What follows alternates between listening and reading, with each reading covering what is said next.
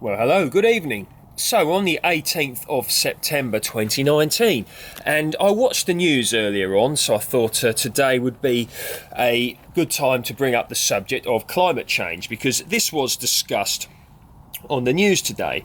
And I was thinking, well, climate change is often in the news these days. More people are becoming aware of it, and of course, there is more than one side of the argument or discussion, if you will, with regards to climate change. In fact, many sides to this potential discussion, but I'm not going to be going into that on this video because this is a gardening channel and it's not the sort of thing to discuss on a gardening channel. But whatever side of the discussion, debate, whatever you're on, gardening can have some massive benefits for you. So, okay, let's say you really want to lower your carbon footprint. Okay, absolutely brilliant. The more food you grow in regards to fruit and vegetables, the less you've got to drive to the shops, if you do drive, that is, of course, to go and get your vegetables.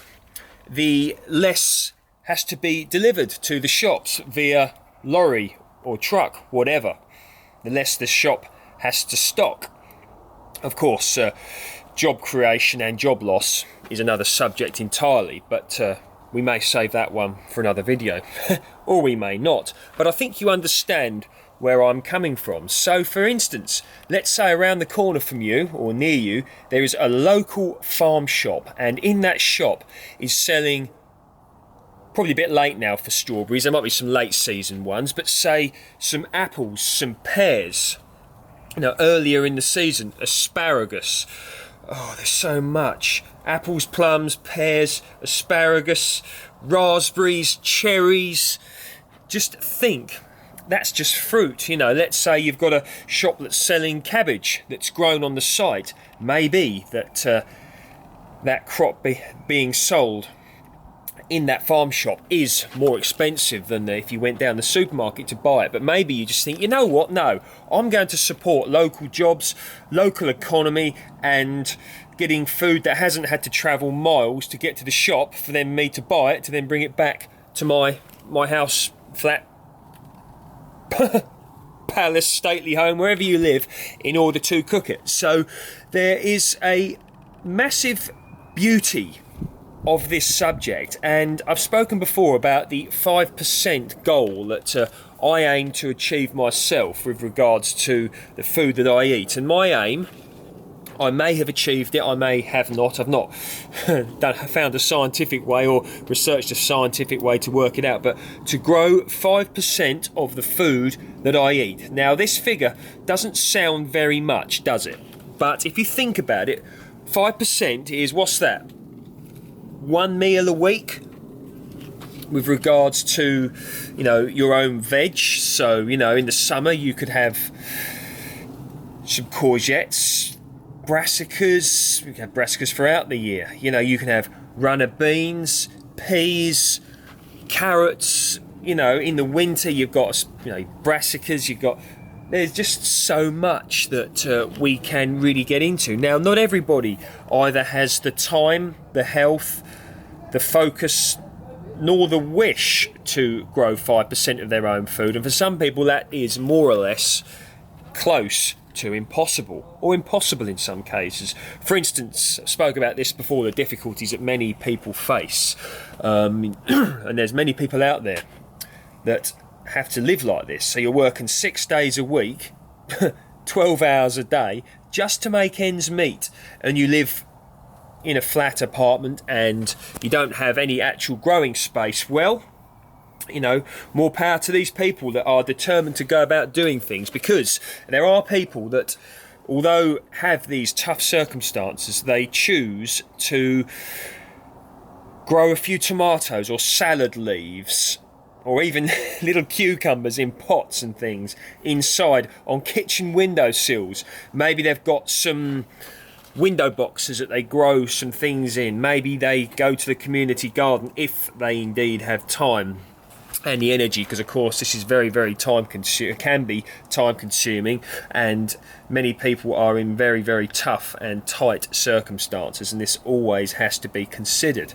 But the subject of houseplants comes into this. So for instance, let's say you really haven't got time for gardening, haven't got the will to do it, you've got so much on your plate that you really cannot even consider bringing yourself round to do this.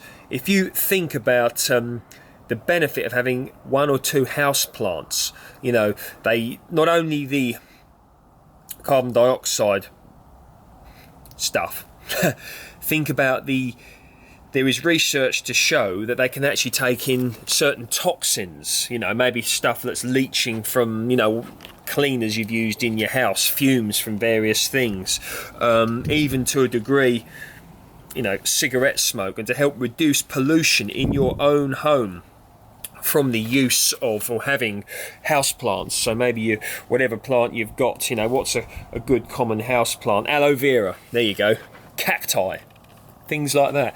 And they also look nice and make you feel good, I think. So many benefits from this. If you're more in the position of where you've got a bit of land, no matter how small, or you've got an allotment, or you'll use a friend's garden, community garden, whatever, the exercise that you get from looking after your own land, it's absolutely amazing. When I say your own land, I don't necessarily mean you have to own it. The land that you're growing your produce on, the exercise, the digging, the pulling out, the raking, the hoeing, all this, many people nowadays spend in excess of £30 a month on a gym membership.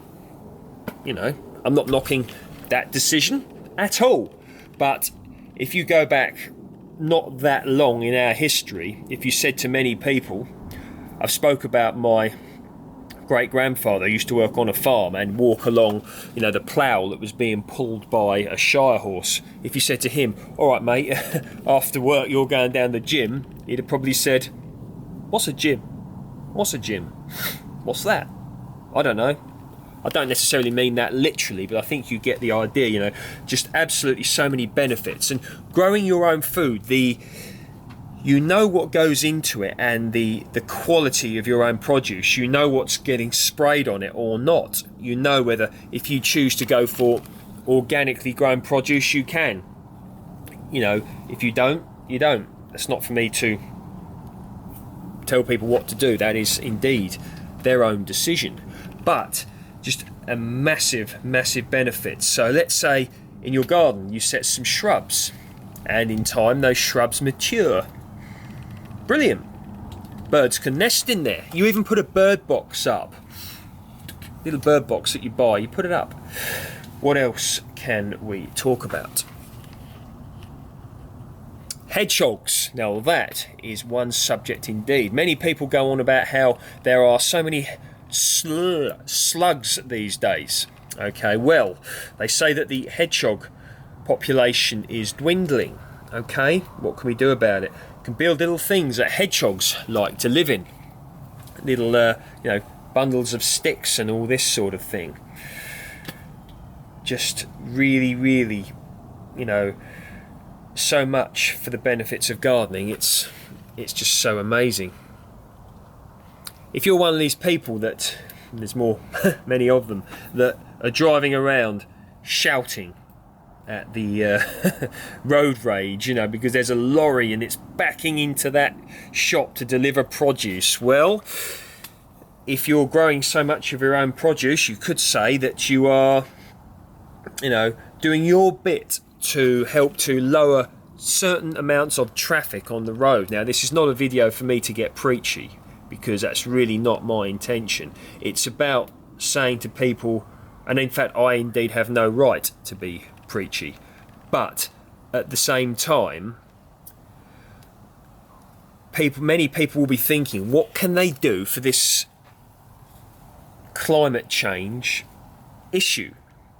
And I think that food growing, in terms of food production for nature, for reducing pollution, reducing traffic, getting exercise, just helping to a degree, unite more people, because There are many people now, myself included, who worry very much about stuff, certain things. Of course, there is indeed a lot to worry about as well in many ways, but people were worrying about things that if we didn't have this huge, massive, plentiful existence that many of us have now, due to one reason or another, they wouldn't have time to worry about other things.